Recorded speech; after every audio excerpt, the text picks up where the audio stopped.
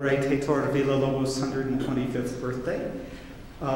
We have a varied concert this evening, starting with solo guitar. The choro number 1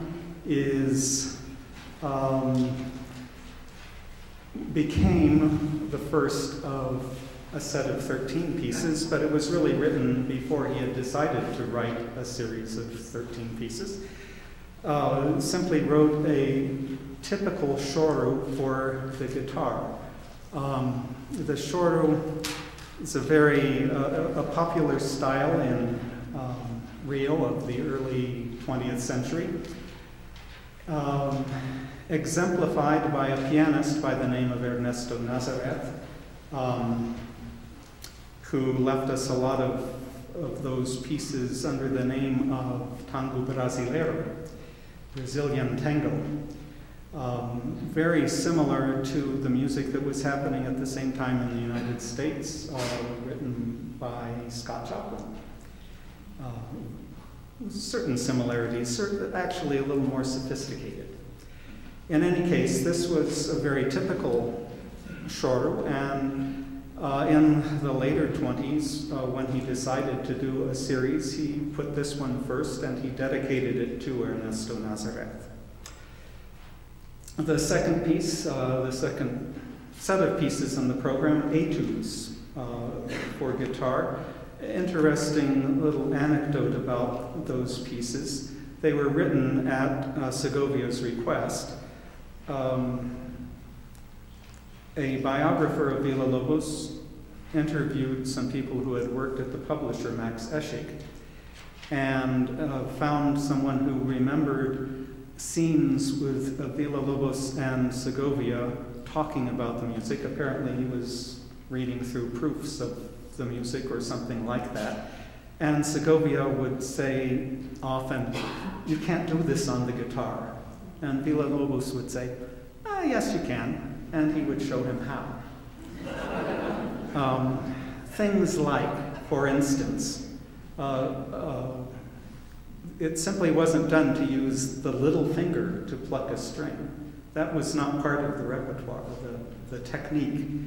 Or, for instance, to wrap your thumb around the neck of the guitar to hold down the bass string somewhere. This was improper, not done, but a number of other effects. Anyway, these pieces really revolutionized classical guitar, changed the sound forever. A remarkable set of pieces, far more than just a study, like the Chopin etudes. Then we come to some songs, 2 sets of songs, or samples from 2 sets of songs, not the entire sets. The serestas, very much out of that same popular tradition, the choro tradition, only with voice.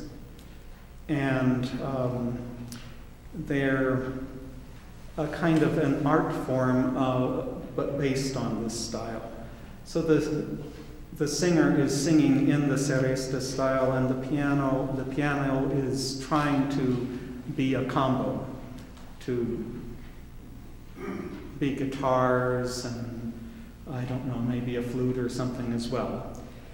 Then there are the typical Brazilian songs. They are actually folk songs, folk material from Brazil, collected from various sources.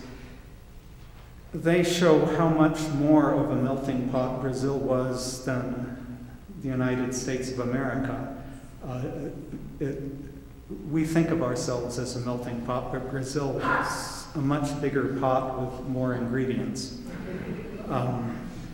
The Nozanina, the first piece, Amerindian, the Shango, the very African, from the Macumba Candomblé, Afro-Brazilian cult, still very vibrant today. The Modinha, the Palido Madonna, is very European, Portuguese. And then Adeus Emma, really kind of melded folk song from later period in Brazil. Second half, we have some solo piano from the mid to late 20s, when Villa-Lobos was starting to write in a very purposefully Brazilian style, very much in the same tradition of the choro, with the rhythms and melodies like the vocal lines of the seresta tradition. The Baquianas Brasileiras, quite a bit different. Two very much contrasting instruments, flute and bassoon. The first movement of the chorale has a chorale melody with a very decorative, improvisatory other line happening. Well, we start with the improvisatory line in the flute, and then the bassoon will play the actual tune after a little while, and it goes back and forth between the two instruments. The fantasy, a little hard to get hold of at first hearing. It has a number of themes that are recurring, but a lot of it is very improvisatory, very much a fantasy. And then the final piece in the program, the Sonata Fantasy for violin and piano, you'll wonder if it's the same composer. This is going back to early period of Villa-Lobos' life, when he was writing in much more of a mainstream European style, only with a lot of his own individuality. It's definitely Villa-Lobos' voice, but it's a different voice. I will close by noting that will have some cake out in the lobby toward the green room after the concert to celebrate the birthday. There is another concert in 2 more weeks on a Sunday afternoon, where you will have the rare chance to hear, for instance, the Baquianas Brasileiras No. 5 complete with cello choir, both movements. And I guess one more thing, please do turn off cell phones and what have you.